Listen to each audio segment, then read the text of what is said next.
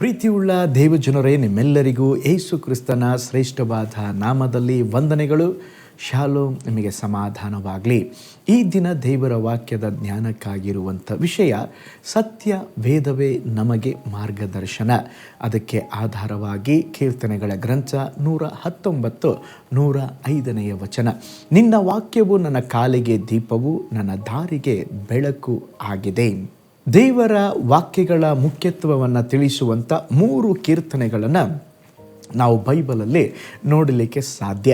ಮೊದಲನೆಯ ಕೀರ್ತನೆ ಸತ್ಯವೇದವನ್ನು ಓದುವುದರಿಂದ ಸಿಗುವ ಭಾಗ್ಯವನ್ನು ನೋಡ್ತೇವೆ.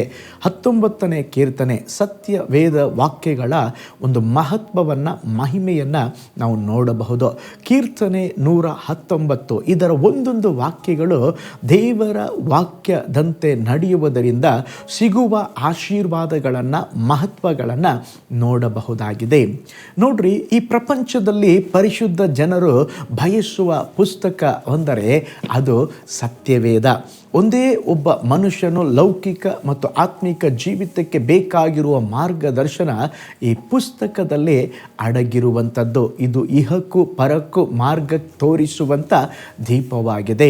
ಮಾರ್ಗ ತಿಳಿಯದೆ ಕುರಿಯಂತೆ ನೀವು ಅಲಿಯುವಾಗ ಸತ್ಯವೇದ ನಿಮಗೆ ಬೆಳಕನ್ನು ನೀಡಿ ಕರ್ತನ ಮಾರ್ಗದಲ್ಲಿ ನಡೆಸುತ್ತದೆ. ಅದಕ್ಕೆ ಕೀರ್ತನೆ ಬರೆಯುವಾಗ ದಾವೀದನು ಹೀಗೆ ಹೇಳುತ್ತಾನೆ, ನನ್ನ ಪ್ರಾಣವನ್ನು ಉಜ್ಜೀವಿಸ ಮಾಡಿ ದೇವರು ತನ್ನ ಹೆಸರಿಗೆ ತಕ್ಕಂತೆ ನೀತಿಯ ಮಾರ್ಗದಲ್ಲಿ ನನ್ನನ್ನು ನಡೆಸುತ್ತಾರೆ. ನೋಡ್ರಿ, ಎಲ್ಲೆಲ್ಲೂ ഇരുಳು ಮುಸುಕದೆ ಸಮುದ್ರದ ಅಲೆಗಳು ಬೋರ್ಗರಿಯುತ್ತಾ ಹಡಗಿನ ಮೇಲೆ ಅಪ್ಪಳಿಸುತ್ತಿರುತ್ತದೆ. ಆಗ ಕೆಲವು ಸಾರಿ ನೀರೆಲ್ಲ ಒಳಗಡೆ ಬರುವಾಗ ಹಡಗಿನ ಒಳಗೆ ಹಡಗು ಮುಳುಗಿ ಹೋಗುವುದಾ, ದಾರಿ ತಪ್ಪಿದ್ದೇವೆಯಾ ಎಂಬುದಾಗಿ ನಾವಿಕರು ಭಯಭ್ರಾಂತರಾಗಿರುತ್ತಾರೆ. ಆಗ ಒಂದು ದಿಕ್ಕಿನಿಂದ, ಒಂದು ದೀಪ ಗ್ರಹದಿಂದ ಬರುವಂಥ ಒಂದು ಜೀವ ರಕ್ಷಕರ ಕೆಂಪು ದ್ವೀಪದ ಬೆಳಕನ್ನು ಆ ನಾವಿಕರು ನೋಡುವುದಾದರೆ ಅವರಿಗೆ ಎಷ್ಟೋ ಸಂತೋಷ, ಸ್ತೋತ್ರ, ಸಮಾಧಾನವನ್ನು ಹೊಂದುವರು. ಅದೇ ವಿಧದಲ್ಲಿ ನಾವು ಸಹ ನಮ್ಮ ಜೀವಿತದಲ್ಲಿ ಮಾರ್ಗ ತಪ್ಪಿ ನಡೆಯುವಾಗ ದೇವರ ವಾಕ್ಯ ನಮ್ಮ ಕಾಲಿಗೆ ದೀಪವಾಗಿ, ದಾರಿಗೆ ಬೆಳಕಾಗಿ ನಮ್ಮನ್ನು ನಡೆಸುವಂಥದ್ದಾಗಿದೆ. ಅನೇಕ ವೇಳೆಯಲ್ಲಿ ನಮ್ಮ ಜೀವಿತದಲ್ಲಿ ಬಿರುಗಾಳಿ ಬೀಸುತ್ತದೆ. ಯಾವ ದಿಕ್ಕಿನಲ್ಲಿ ಸಾಗಬೇಕೆಂಬುದಾಗಿ ತಿಳಿಯದವರಾಗಿ ಗಲಿಬಿಲಿಗೆ ಒಳಗಾಗುತ್ತೇವೆ. ಅಂಥ ಸಮಯಗಳಲ್ಲಿ ಒಂದು ನಿರ್ದಿಷ್ಟವಾದ ತೀರ್ಮಾನ ತೆಗೆದುಕೊಳ್ಳಬೇಕಾಗಿರುವುದು. ಆ ಸಮಯದಲ್ಲಿ ದೇವರ ಮಾರ್ಗ ಯಾವುದು, ದೇವರ ವಚನ ಏನು ಹೇಳುತ್ತದೆ ಎಂಬುದಾಗಿ ನಾವು ಪರಿಶೋಧಿಸುವುದಾದರೆ ದೇವರ ವಾಕ್ಯ ನಮ್ಮನ್ನು ಸರಿ ಮಾರ್ಗದಲ್ಲಿ ನಡೆಸುತ್ತದೆ. ದೇವರ ವಾಕ್ಯದ ಪ್ರಕಾರವಾಗಿ ನಾವು ತೆಗೆದುಕೊಳ್ಳುವಂಥ ಆಲೋಚನೆ ಅದು ನಮ್ಮ ಜೀವಿತದಲ್ಲಿ ಆಶೀರ್ವಾದವನ್ನು ನೀಡುತ್ತದೆ. ನಾವು ದಾರಿ ತಪ್ಪಿ ಅಲಿಯುವಾಗ ದೇವರ ವಾಕ್ಯವೇ ನಮ್ಮನ್ನು ಸರಿಯಾದ ದಾರಿಯಲ್ಲಿ ನಡೆಸುವಂಥದ್ದಾಗಿದೆ. ಇಂಗ್ಲೆಂಡ್ ದೇಶದಲ್ಲಿ ಒಬ್ಬ ಅರಸನು ರಾಜ್ಯಾಧಿಕಾರ ವಹಿಸುವಾಗ ಅರಸನ ಕೈಗಳಲ್ಲಿ ರಾಜ್ಯದಂಡ ಕೊಡುವುದರ ಜೊತೆಗೆ ಈ ಸತ್ಯವೇದದ ಒಂದು ಪ್ರತಿಯನ್ನು ಕೂಡ ಕೊಡುತ್ತಾ ಇದ್ದರು. ಕಾರಣ ಏನು ಗೊತ್ತಾ? ದೇಶವನ್ನು ಆಳ್ವಿಕೆ ಮಾಡಲಿಕ್ಕೆ ಜ್ಞಾನ ಬೇಕು, ಬೆಳಕು ಬೇಕು, ಆಜ್ಞೆ ಬೇಕು. ಅದಕ್ಕೆ ಅರಸನು ಈ ವಚನದಂತೆ, ಆ ವಾಕ್ಯಗಳಂತೆ ತನ್ನ ಪ್ರಜೆಗಳನ್ನು ನ್ಯಾಯ ಧರ್ಮ ಮಾರ್ಗದಲ್ಲಿ ನಡೆಸಬೇಕೆಂಬುದಾಗಿ ಈ ಸತ್ಯವೇದವನ್ನು ಅವರ ಕೈಯಲ್ಲಿ ಕೊಡುತ್ತಾ ಇದ್ದರಂತೆ.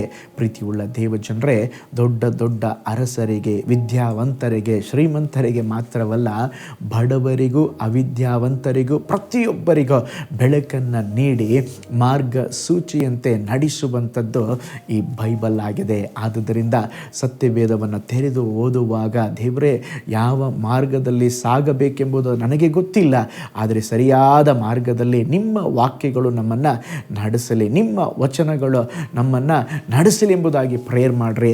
ನಿಶ್ಚಯವಾಗಿ ದೇವರು ನಿಮ್ಮ ಜೀವಿತದಲ್ಲಿ ಹಲ್ಲೆಲೂಯ ಅದ್ಭುತವಾಗಿ ನಡೆಸುತ್ತಾರೆ. ಒಂದು ನಿಮಿಷ ನಮ್ಮ ಕಣ್ಗಳನ್ನು ಮುಚ್ಚಿ ನಾವು ಪ್ರಾರ್ಥನೆ ಮಾಡೋಣ. ಪರಲೋಕದಲ್ಲಿ ವಾಸ ಮಾಡುವ ನಮ್ಮ ತಂದೆಯಾದ ದೇವರೇ, ಅಪ್ಪ, ನಿನ್ನ ಒಳ್ಳೆಯ ದೇವರು, ನಿನ್ನ ವಾಕ್ಯಗಳು ದೇವರೇ ನಮ್ಮ ದಾರಿಗೆ ಸ್ತೋತ್ರ ಬೆಳಕನ್ನು ಕೊಡುತ್ತದೆ, ನಮ್ಮನ್ನು ಮಾರ್ಗದರ್ಶಿಸುತ್ತದೆ. ಅದಕ್ಕಾಗಿ ನಿಮ್ಮ ವಾಕ್ಯಗಳಿಗಾಗಿ ನಾವು ನಿಮಗೆ ಸ್ತೋತ್ರ ಹೇಳ್ತೇವೆ. ನಿನ್ನ ವಚನದಂತೆ ನಡೆಯುವಂತೆ ನಿನ್ನ ವಚನವು ನಮ್ಮನ್ನು ನಡೆಸಲಿ ದೇವರೇ. ಪ್ರತಿ ದಿನವೂ ನಾವು ನಿಮ್ಮ ವಾಕ್ಯದ ಪ್ರಕಾರ ನಡೆದು ಜೀವಿಸಿ ಸ್ತೋತ್ರ ನಮ್ಮ ಜೀವಿತದಲ್ಲಿ ಆತ್ಮಿಕವಾಗಿ ಬೆಳೆಯುವುದಕ್ಕೆ ಸಹಾಯ ಮಾಡಿರಿ. ಈ ವಿಡಿಯೋನ ವಾಚ್ ಮಾಡಿದ ಎಲ್ಲ ದೇವ ಮಕ್ಕಳಿಗಾಗಿ, ಅವರ ಕುಟುಂಬಕ್ಕಾಗಿ, ಅವರ ಕೈ ಪ್ರಯಾಸಗಳಿಗಾಗಿ ನಾನು ಪ್ರೇಯರ್ ಮಾಡ್ತೇನೆ. ಯೇಸುವಿನ ನಾಮದಲ್ಲಿ ಒಂದು ಅದ್ಭುತ ನಡೆಯಲಿ. ಒಂದು ವೇಳೆ ಈ ವಿಡಿಯೋನ ವಾಚ್ ಮಾಡುತ್ತಿರುವಾಗಲೇ ಯಾರಾದರೂ ಶರೀರದಲ್ಲಿ ರೋಗಗಳು ವ್ಯಾಪಿಸಿರುವುದಾದರೆ, ಬಲಹೀನತೆ ವ್ಯಾಪಿಸಿರುವುದಾದರೆ ಯೇಸುವಿನ ನಾಮದಲ್ಲಿ ನೀಗಿ ಹೋಗಲಿ ಎಂಬುದಾಗಿ ನಾನು ಪ್ರೇಯರ್ ಮಾಡ್ತೇನೆ. ಒಂದು ಅದ್ಭುತ ಸಂಭವಿಸಲಿ. ಬಿಡುಗಡೆ ಕೊಡ್ರಿ ಯೇಸುವಿನ ಹೆಸರಿನಲ್ಲಿ ತಂದೆಯೇ, ಆಮೇನ್, ಆಮೇನ್. ಪ್ರೀತಿಯುಳ್ಳ ದೇವಜನರೇ, ಹಾಗಾದರೆ ದೇವರ ವಾಕ್ಯ ನಮ್ಮ ಕಾಲಿಗೆ ದೀಪವಾಗಿ, ನಮ್ಮ ದಾರಿಗೆ ಬೆಳಕಾಗಿ ನಮ್ಮನ್ನು ಅದ್ಭುತವಾಗಿ ನಡೆಸಲಿ. ದೇವರ ವಾಕ್ಯದ ಪ್ರಕಾರ ನಾವು ನಡೆಯೋಣ. ದೇವರು ನಿಮ್ಮ ಕುಟುಂಬವನ್ನು ಬ್ಲೆಸ್ ಮಾಡಲಿ. ನಾಳೆ ಮತ್ತೊಂದು ಆತ್ಮೀಕ ಧ್ಯಾನದಲ್ಲಿ ನಾನು ನಿಮ್ಮನ್ನು ಸಂಧಿಸ್ತೇನೆ. ನಾನು ನಿಮ್ಮ ಪ್ರೀತಿಯ ಸೇವಕ pastor Paul Roy. May God bless you all. ಕರ್ತನಲ್ಲಿ ಪ್ರಿಯರೇ, ಈ ಸಂದೇಶ ಮತ್ತು ಪ್ರಾರ್ಥನೆ ನಿಮಗೆ ಆಶೀರ್ವಾದಕರವಾಗಿದ್ದರೆ, ದೇವರು ನಿಮ್ಮನ್ನು ಪ್ರೇರೇಪಿಸಿದರೆ, ನಂಬಿಕೆಯಿಂದ ಸಾಗುವ ಈ ಸೇವೆಗೆ ನಿಮ್ಮ ಅಮೂಲ್ಯವಾದ ಕಾಣಿಕೆಯನ್ನು ಬಿತ್ತಿರಿ. ಪ್ರೀತಿಯ ದೇವಜನರೇ, ವಾಯ್ಸ್ ಆಫ್ ಹೋಪ್ ಮಿನಿಸ್ಟ್ರಿಯ ವತಿಯಿಂದ ಕೋರಮಂಗಲದಲ್ಲಿ ಪ್ರತಿ ಭಾನುವಾರ ಬೆಳಿಗ್ಗೆ 9:30ಕ್ಕೆ ಕನ್ನಡ ಆರಾಧನೆ ನಡೆಯುತ್ತಿದೆ. ಆತ್ಮಭರಿತವಾದ ಆರಾಧನೆ, ಮನಮುಟ್ಟುವ ಸಾಕ್ಷಿ, ಬಲಪಡಿಸುವ ದೇವ ಸಂದೇಶ. ಬನ್ನಿ, ನಮ್ಮೊಂದಿಗೆ ಭಾಗಿಯಾಗಿ ಕರ್ತನನ್ನು ಆರಾಧಿಸಿರಿ.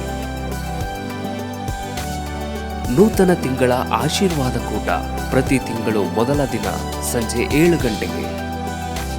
ಪ್ರತಿ ತಿಂಗಳು 2ನೇ ಶನಿವಾರ ಬಿಡುಗಡೆ ಉಪವಾಸ ಪ್ರಾರ್ಥನೆ ಕೂಟ ಬೆಳಿಗ್ಗೆ 10:30ಕ್ಕೆ. ನಿಮಗಾಗಿ ಪ್ರಾರ್ಥಿಸಬೇಕೆ? ನಿಮಗೆ ಯಾವುದಾದರೂ ಪ್ರಾರ್ಥನೆ ಮನವಿಗಳು ಇರುವುದಾದರೆ ಕೆಳಗಿನ ನಂಬರಿಗೆ ಕರೆ ಮಾಡಿ ಅಥವಾ ವಾಟ್ಸಪ್ ಮಾಡಿ. ಈ ಆತ್ಮಿಕ ಸಂದೇಶಗಳು ನಿಮಗೆ ಆಶೀರ್ವಾದಕರವಾಗಿದ್ದರೆ ಲೈಕ್ ಮಾಡಿರಿ. ಇಂಥ ಅದ್ಭುತ ಸಂದೇಶ ಪ್ರತಿದಿನ ನೋಡಲು ಬಯಸುವುದಾದರೆ ಸಬ್ಸ್ಕ್ರೈಬ್ ಮಾಡಿ ಹಾಗೂ ಇತರರೊಂದಿಗೆ ಶೇರ್ ಮಾಡಿರಿ. ಕರ್ತನು ನಿಮ್ಮನ್ನು, ನಿಮ್ಮ ಕುಟುಂಬವನ್ನು ಆಶೀರ್ವದಿಸಲಿ.